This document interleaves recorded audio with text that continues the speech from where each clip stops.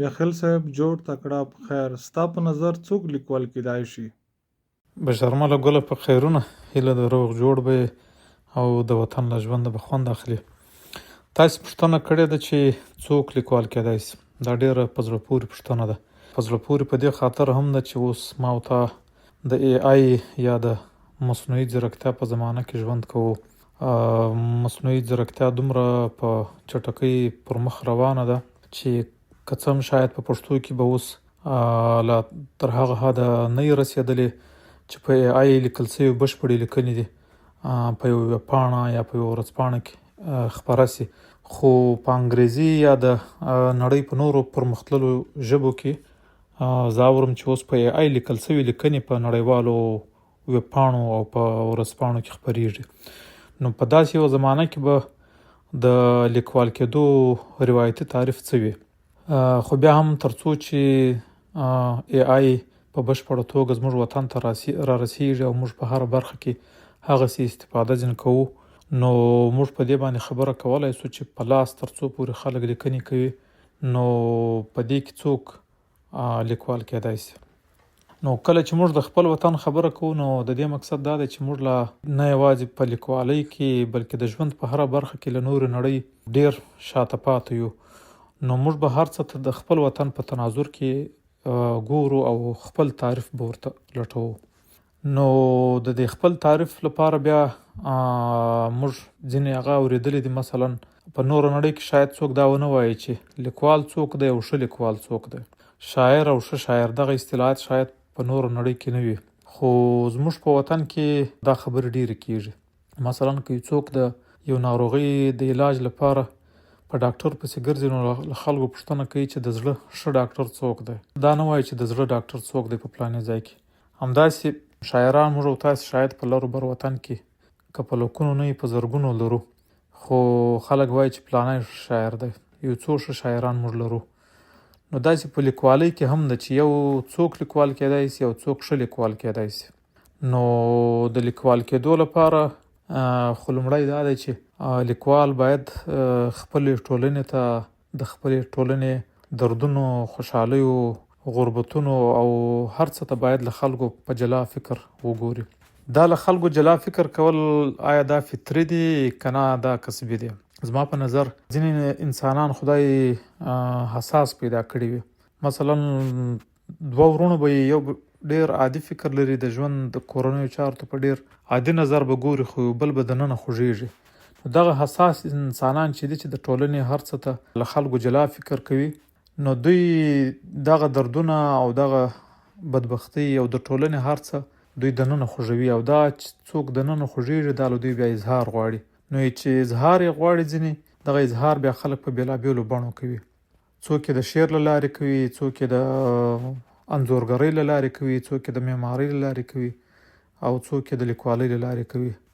نو په دې حساب خو بیا هر څوک لیکوال کیدای شي. خو چې وګورو په نړۍ کې ټول خلک بیا لیکوالان ولې نه دي؟ نو د لیکوالۍ په دې دروازه خو به یو څوک راننوځي، قلم به ورسره وي چې زه اوس دا دی لیکوال شوم. نو اوس ښه لیکوال څنګه ځینې جوړېدلی شي؟ نو د ښې لیکوالۍ لپاره دته هر اړخیزه مطالعه پکار ده. د خپلې ټولنې د حالاتو، د خپل تاریخ، د خپل کلتور هر اړخیزه مطالعه او مشاهده ورته پکار ده. او له دې سره سره څنګه چې په هر وطن کې لیکوالان بې شمېره وي لکه زموږ په وطن کې، نو په داسې یو حالت کې پکار دی چې بیا د لیکوالو په طبقه کې هم دی باید له نورو جلا وي. دی باید یو جلا فکر ولري، هر څه ته د شک او په نظر وګوري او په هر څه باندې پوښتنې راپورته کړي.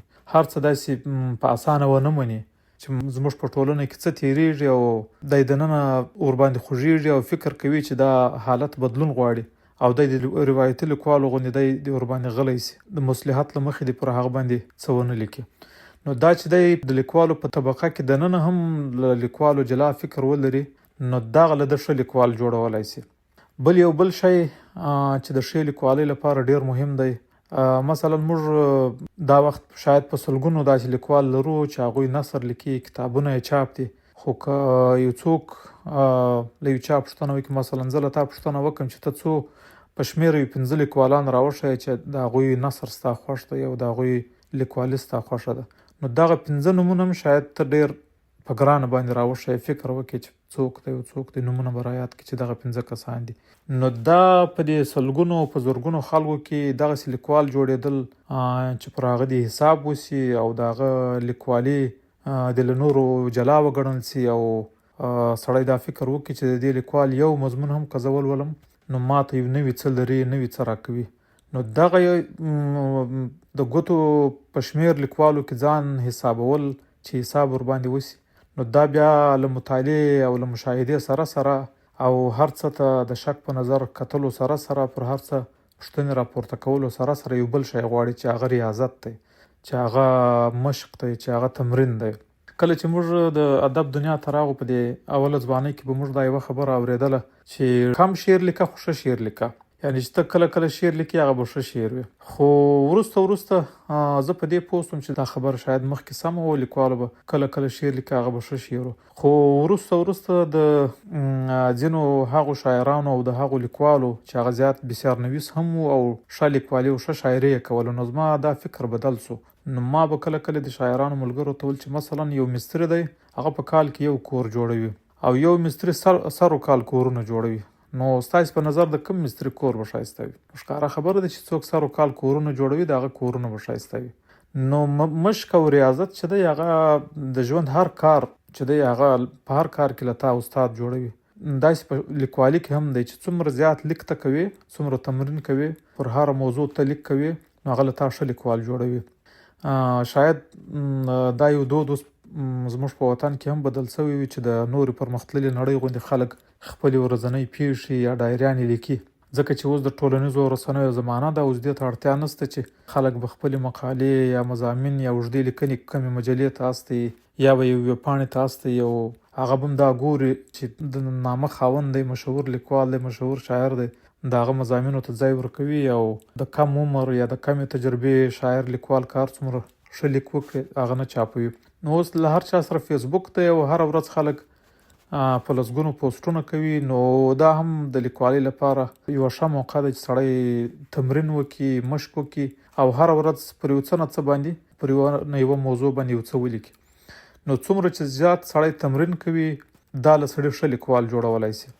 بل دا دی چې موږ او تاسو داسې لیکوال لرو چې په لسګونو کتابونه یې چاپ دي، خو چې د دوی نثر ته لولې ته به فکر کوې چې د دې لیکوال په لیکوالۍ کې 15 کاله هم نه دي شوي.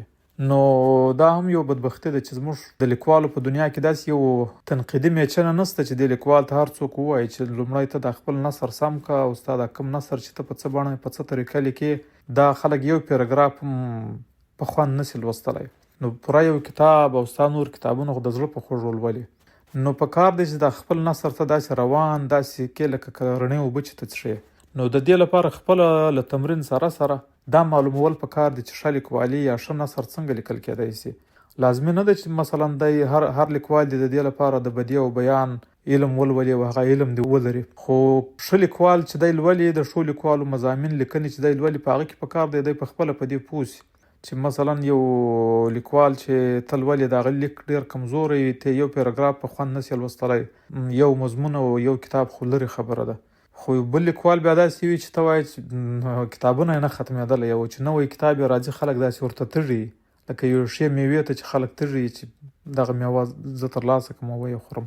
نو دا هر څه چې دی دا ټول د ښې لیکوالۍ لپاره دا لازم دی چې کوم ما بیان کړل چې له هغه سره ښه مطالعه، ښه مشاهده او نه یوازې د ټولنې له خلکو بلکې د لیکوالو په ټولنه کې دننه یو جلا فکر لرل او هر څه ته د شک په نظر کتل، پر هر څه پوښتنه راپورته کول او په مطالعه کې دننه چې ته مطالعه کوې په هغه کې نن سبا ډېر کتابونه چاپېږي، ته په هغه کې باید چې ډېر په انګریزي کې ورته وایي ته باید سلیکټیو وي چې ته څه شی ولولې او څه شی چې لولې پر هر شي باید بیا باور ونه کړې. په هغه کې هم په هر جمله کې په هر پیراګراف کې ته باید له هغه لیکوال سره اختلاف ولري، د شک په نظر ورته وګوري چې یار دا خبره د کاڼي کرښه نه ده، دا خبره د منلو وړ نه ده، دا خبره یې سمه ده او دا بله خبره یې سمه نه ده.